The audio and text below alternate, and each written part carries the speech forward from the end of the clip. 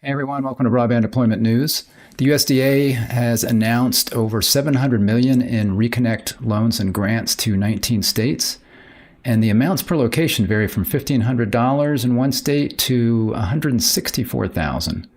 Be right back with the numbers.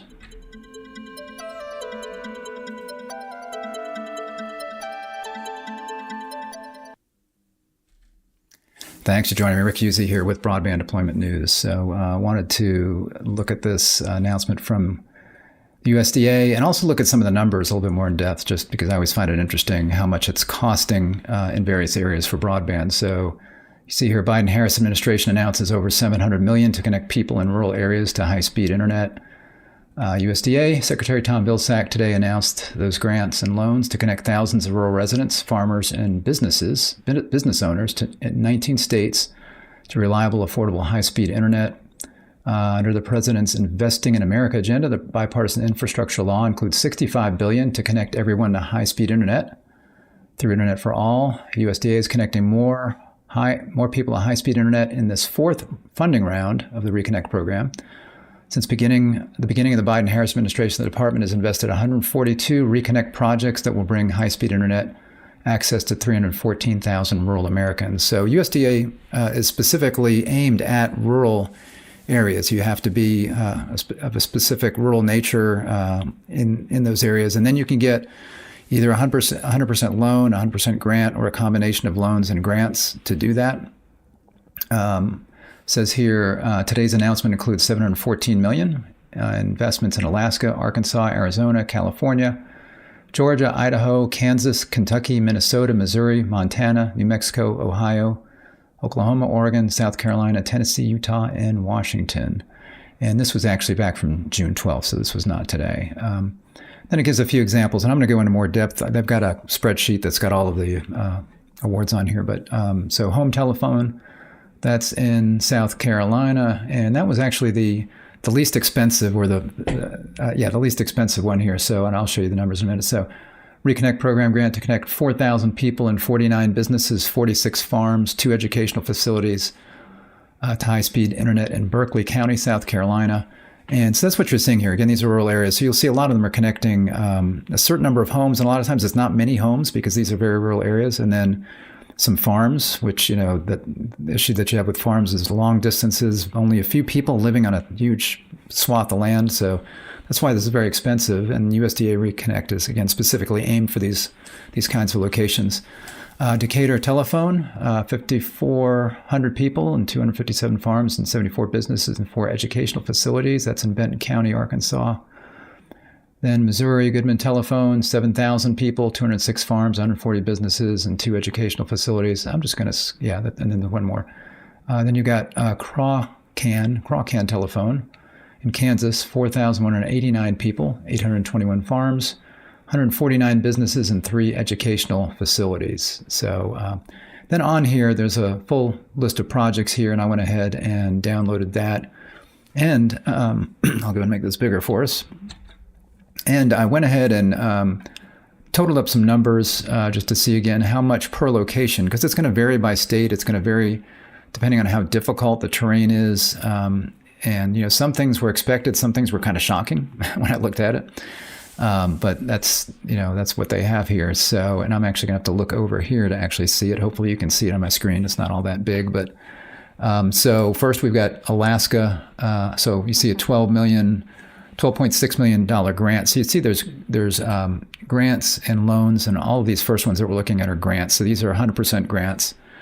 Then there'll be some loans that obviously that have to be paid back, and then you've got a combination in some cases of the two. So in this case, in this area of Alaska, you've got 144 people, 14 businesses, and 1 school. That would be coming to $80,000 per location. So Alaska, as you might imagine, is going to be a little bit more difficult than other places. Also in Alaska, you've got about $35 million, and that's going to be for 1,601 people, 48 businesses, and 3 educational facilities. That's $21,000 approximately per location. Then you've got about $35 million, another Alaska location, 875 people, 30 businesses, and 6 schools. $38,000 per location is what that works out to. And here's the big nut here. That was the county right there. So $897,482. The numbers get big. So that's for 109 households in Valdez-Cordova County in Alaska. That's Copper Valley Telephone. And that's $164,000 to connect those. And when they say households here, in other places they're saying people, and I'm assuming people is households. So they mention households here. So 109 households, basically. And I'm assuming when you see people in these other areas, they're talking about households. So obviously this is a very difficult place to reach. Maybe these households are far apart from each other, and they're also difficult to get to. And you've got other considerations like middle mile network and those kinds of things that are very expensive. So then we've got a loan here of $30,422,000, and this network will benefit 544 people. Again, I'm assuming households, 74 businesses, 257 farms, and 4 schools. And that's in Benton County, Arkansas. So that's about $5,200 per location. That's a pretty common number that you'll see when you're looking at various awards for broadband from different programs. So again, you've got Alaska is very different from other states generally. So then we've got right here, this is going to be Arkansas and Missouri. So this would be from, who is doing this? Ozark Telephone Company. 6,900 approximately people, 171 businesses, 188 farms, and 6 schools, and that's $3,670 there per location. Now here we got another big one. So this one is in Arizona. This one was kind of shocking to me. I mean, I know Arizona's lots of desert, I guess, out there, but this was just really a high number here. So $3,485,976, and that's going to cover 24 people and 1 farm. So I don't know where these 24 people live, but that is a lot per location. That's almost $140,000 per location to get roughly 25 locations connected up, 24 people and a farm. Then we've got $25 million in grants. That is to Colorado River Indian tribes. That's going to cover 1,946 people, 41 businesses, 3 farms, and 4 schools, $12,538 per location. Then we've got Cal-Or Telephone Company, that's in California, 757 people, 45 businesses, 14 farms, and 4 schools, $30,635. Is that what that was? Yeah. Then we've got $9,472 approximately, and this is in Georgia, my home state. This is going to be covering 3,332 people, 55 businesses, 120 farms, and 4 schools, and that's fairly reasonable at $2,600, almost $2,700. We've got here Idaho and Oregon Telephone Company. This is a combination grant and loan, so they're taking 50% grant, 50% loan. $15,369,133. It's hard when the numbers get that high to remember that this, we're talking about millions here, just throwing around millions. And it's twice that, so they get that amount in a grant and that amount in a loan. That will cover approximately 7,300 people, 145 businesses, 505 farms, and 4 schools, $3,864. Then we've got almost $50 million for Craw-Can Telephone Cooperative in Kansas, and that's going to cover 4,189 people, 149 businesses, 821 farms, and 3 educational facilities. So that's a good number of farms right there, and I don't know how big they are. That's a lot of farms to be covering. $9,683 per location. Again, another combination loan and grant here, just about almost $9.5 million each. And we've got 2,462 people, 32 businesses, and 72 farms in Kentucky. That would be $7,333 per location. Got about $25 million in grant here in Kentucky. That's going to cover 897 people, 8 businesses, and 121 farms. And that one's a little pricey at over $24,000 per location. Then we've got almost $8 million in grants and $8 million in loans to Johnson Telephone Company in Minnesota. And that's 949 people, 30 businesses, and 13 farms, so almost $16,000 per location there. And then in Minnesota, we've got a combination loan and grant, about almost $7 million for each. And that's going to cover a little over 1,000 people, 9 businesses, and 148 farms, so about $5,800 per location. Again, that's kind of what you see when you're looking at maybe an ARPA award or something like that.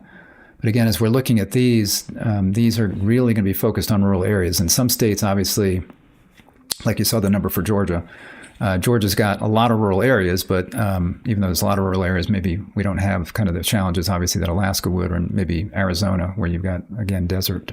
So you can see the differences there. And here we're looking at about, let's see, this was, I mentioned that one. So let's see, 19 million here. And you've got 458 people, 16 businesses, and 124 farms, and 1 educational facility. This is in Minnesota for about $32,000 per location. So that one's pretty high. What do we got here? It's Missouri, about almost 29.5 million, 6,889 people, 140 businesses, 206 farms, and 2 schools, $4,000 approximately per location.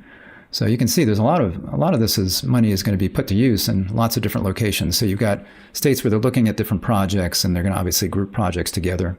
So that's what we're seeing, where we've got multiple states or multiple projects in a state, and different providers as well. So unlike ARPA, USDA, ReConnect, these funds go directly to the internet service provider, whereas something like ARPA or BEAD, which is coming up, will be granted to the state, and then the states will subgrant that to the internet service providers. In this case, all of these funds are going directly to the internet service providers.